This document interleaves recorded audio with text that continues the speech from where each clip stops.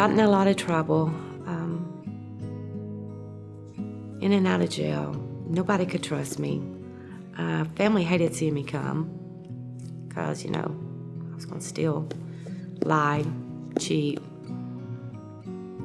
I went to prison, my last time in prison, in 2013.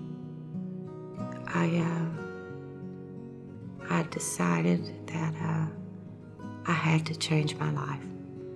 Something had to change.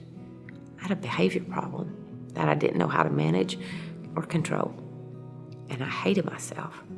I could not stand the woman I seen in the mirror. Welcome to the Experience Jesus Calling podcast.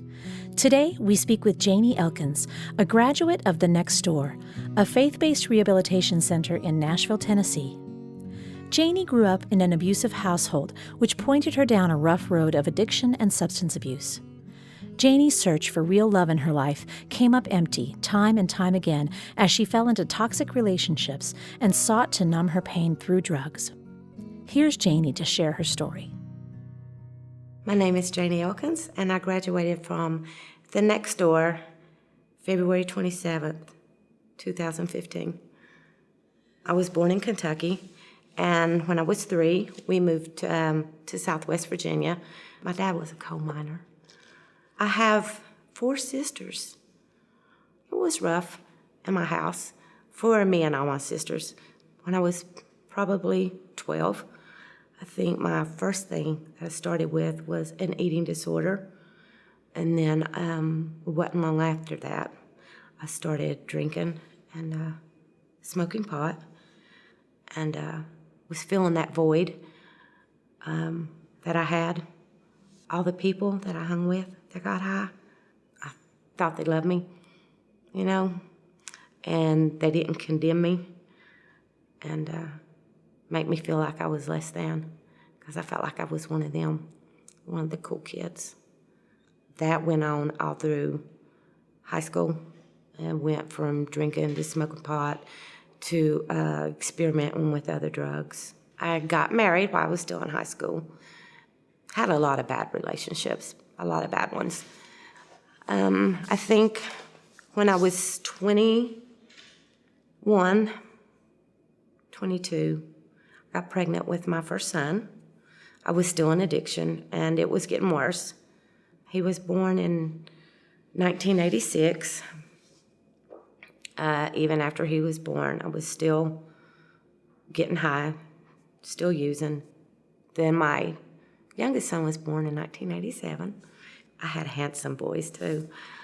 After they were born, I was still getting high.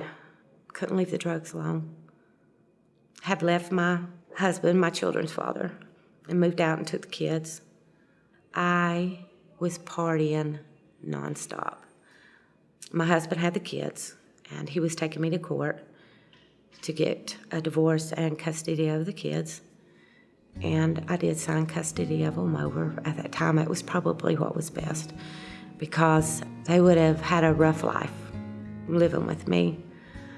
They really would have. I was in and out of their lives. I wasn't a constant. I was back using, getting high.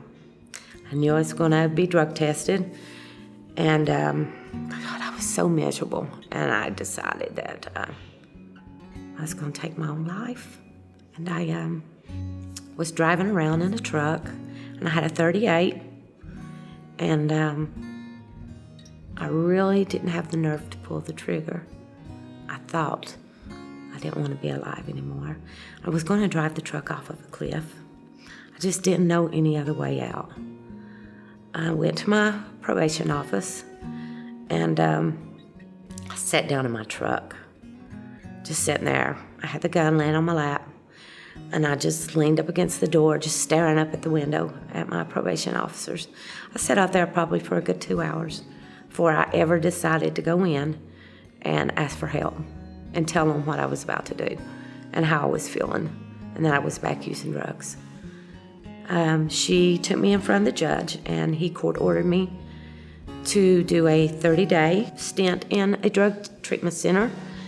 They switched my probation to North Carolina. I went to North Carolina and I lived in a halfway house for 4 years. I was still getting in toxic relationships, one after another. I was just wanting somebody to love me. But I really didn't know what love was. I had no clue. I've run my whole life. Went on the run to South Carolina. Was in another toxic relationship. Very abusive, and got me sent to the hospital. He was so abusive.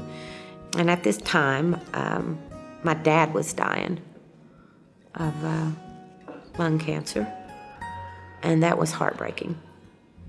And then one of my sisters was, had been in a car wreck, and she had started shooting up pain pills. So I started hanging with her all the time. And I remember my poor daddy dying, and me and her would be in the bathroom just shooting up. And I think that's how we dealt with pain. That's how we dealt with life. It was like all we knew. It was the one thing that took the hurt away. I made a lot of poor choices. Still in and out of my boy's life. By this time, they were getting to be teenagers. And they started experimenting with drugs also. My boys did. And then I found myself smoking pot and drinking with them. One of the worst decisions. I think that's, out of all the bad choices I've made, that was the worst. That was my worst one. About this time in 2005, my son was getting in trouble, drinking real heavy. My oldest son, he had broke into his dad's house and been arrested. And his dad told him that if he would join the Army, he would drop the charges. So he joined the Army. When he got back from Iraq, he started drinking really, really heavy, and I was back on the needle. Full-blown addiction, big time. Couldn't get myself out of that, hanging with the old people, places and things, friends, associates. I did go to church. I did get saved. But something was I still had that hole. I still had that void. I still didn't know how to get off the drugs. Janie's world continued to spiral as she found herself incarcerated once again. She was about to experience the biggest devastation she had ever known, and it seemed the void in her life would never be filled. But God continued to draw Janie ever near to him, even in her darkest hour. July 4th. They came and pulled me out of my jail cell. They said I needed to go home. That emergency. So I called my son, and he told me that my oldest son had died of a heroin overdose. He was still in the Army. He was a good kid too. He was a good boy. I remember there was nothing like that feeling of having to be led back to that jail cell and they'll shut them doors. That was the most hurting feeling in the world. And I can remember begging God to bring me back to life and to take me instead. Because I never dreamed out of all the stuff that I would have done, that I would ever have to bury a child, ever. Well, that was it. Went back to jail. I wouldn't read the Bible no more. Was still mad at God. I wanted to blame him for everything that went wrong in my life. And couldn't figure out why he took my baby from me. All the stuff I'd done to my boys, they never stopped loving their mama. I'm like, how could they love me? All the hurt I put on them, how could they love me?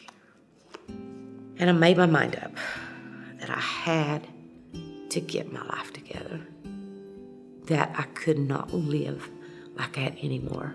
Because if I had to get back out and continue using dope and being in one toxic relationship after another, that I would just as soon be dead. So the next day, they came and picked me up and arrested me for a parole violation, because this whole time I'm still on parole. And the charge was being in a home where guns were being held. And when I got to prison, they dropped that charge. But they wouldn't let me out of prison. So they sent me straight here to Nashville, to the TPW, Tennessee Prison for Women. While I was there at TPW, I was looking on the bookshelf, and I found my very first Jesus Calling. This book right here that I hold in my hand. And the very first page right here, it's got the next door. I didn't know what the next door was, but God did. I started going to AA meetings and NA meetings while I was in there. And I started reading my Jesus Calling every day, and I would look those Bible verses up, and I would pray. As soon as I woke up, I prayed all day. Even if I woke up in the middle of the night, I would just be thanking God and praying. Thanking Him and praying, thanking Him, begging Him to please help me get my life straight. These ladies started talking about the next door, about they had a 6-month program for women coming out of incarceration. And I wrote them a letter. They mailed me back an application, filled it out, was as honest as I could ever be in my entire life about everything about me. And that's one thing I'd never been, was honest about me, my struggles, my eating disorder, the amount of dope I used, none of that. And I prayed over my little application, and I mailed it. And they accepted me in the next door. I got out of prison August the 20th of 2014. Something was different this time. Something was different. I knew that there had to be a better way. But I still didn't know how to live life. I still had this hole in my heart. I still had anger. I still had hate. And if I didn't get rid of all that, I was going to go back and get high. So the Lord led me to the next door. I took the bus from Memphis to next door. It was just meant for me to be here. There's no doubt. I got off the bus, and somebody from the next door was supposed to be there to get me. Was going up and asking strangers, "Are you from the next door? You from the next door?" And everybody said no. And they had just moved into this new building. They'd only been here for 3 or 4 days. My God had a plan. I was scared. It was getting dark. It was getting starting to sprinkle. And I was about to cry, and I had a little talk with Jesus. I said, "Lord, I'll never forget my prayer." I said, "You promised me you would never leave me nor forsake me." I said, "And I trust you. I'm scared. I thought I was going to have to sleep under the bridge." I said, "I don't know what to do. I don't know where to go." I knew I had to get to the next door. I tried calling. It went to voicemail, but I had an envelope with their address on it. So I just knew I had to get in a cab right then, because I still, even after I prayed a little bit, like I was still walking around, but it was so overwhelming. It was crazy for me to get in a cab. And by the grace of God, I had $20 on me. And I took a cab, and I showed him the address, and he took me to the next door. And it looked real dead, no lights on. I said, "Well, everybody's in bed." But there was a lady at the dumpster, throwing trash in the dumpster. And the cab driver talked to her, and this lady's name was Linda Leathers. She had just got out of church. She had only went to the old building to take some trash out, put it in the dumpster. And he asked her if it was the next door, and she said yes. Well, I went like this. I know she had to thought I was crazy, because as soon as she said yes, my hands flew up. And I was going, thank you, Jesus. Thank you, Jesus, because my prayer was answered. I was at the next door. She said, but they moved. She had her car full of stuff, from the move. And so she called her mama. And her mama came and got me. They went to Sonic's. I got my first burger. And they fed me. And when I walked in these doors to a brand new building, for the first time in my life, I felt, it's like love. It was just something in the air. The staff, the clients, I'd never been around anybody that was nice, that genuinely acted like they was glad to see me and like I mattered. And I never in my entire life felt like I mattered. They loved me, and they taught me how to love myself. I'm off parole. I completed parole last year in November. I made it, and I didn't get arrested, and I didn't run. They believed in me when I didn't believe in me. They encouraged me. As Janie's world began to shift from a cycle of pain and substance abuse, she began to see her true value in God's eyes, and she found a love that would never fail her. The next door was the conduit for change that Janie needed, but God had been working on her heart for years. Once again, here's Janie. Every July 4th, when it comes around, my son's been dead for 6 years now, I don't have to get drunk, I don't have to get high. I may hurt, I may cry, but I'm surrounded by good people, and I don't have to get high, and I can live my life to the best of my ability for the both of us. That's what I learned in my grief counseling. I can either let the grief of his death take me down in that black hole, or I can learn to live with it and deal with it and do the best I can. Because I used to be so hard on myself. And I've always felt like when I would read Jesus Calling, how did they know on this day,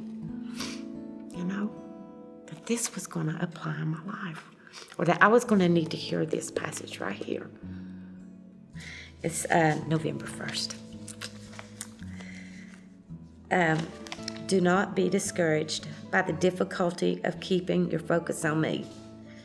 I know that your heart's desire is to be aware of my presence continually. This is a lofty goal. You aim toward it, but never fully achieve it in this life. Don't let feelings of failure weigh you down. Instead, try to see yourself as I see you. First of all, I'm delighted by your deep desire to walk closely with me through your life. I am pleased each time you initiate communication with me. In addition, I notice the progress you have made since you first resolved to live in my presence. When you realize that your mind has wandered away from me, don't be alarmed or surprised. You live in a world that has been rigged to distract you. Each time you plow your way through the massive distractions to communicate with me, you achieve victory. Rejoice in these tiny triumphs, and they will increasingly light up your days. I'm bound and determined to be that person God created me to be. Join us next time on the Experience Jesus Calling podcast when we visit with country music legend Reba McEntire. We'll hear how her faith sustained her through difficult times and how Jesus Calling is a daily source of encouragement and inspiration in her life. Hear more great stories about the impact Jesus Calling is having all over the world. Be sure to subscribe to the Jesus Calling podcast on iTunes. We value your reviews and comments so we can reach even more people with the message of Jesus Calling. And if you have your own story to share, we'd love to hear from you. Visit JesusCalling.com to share your story today.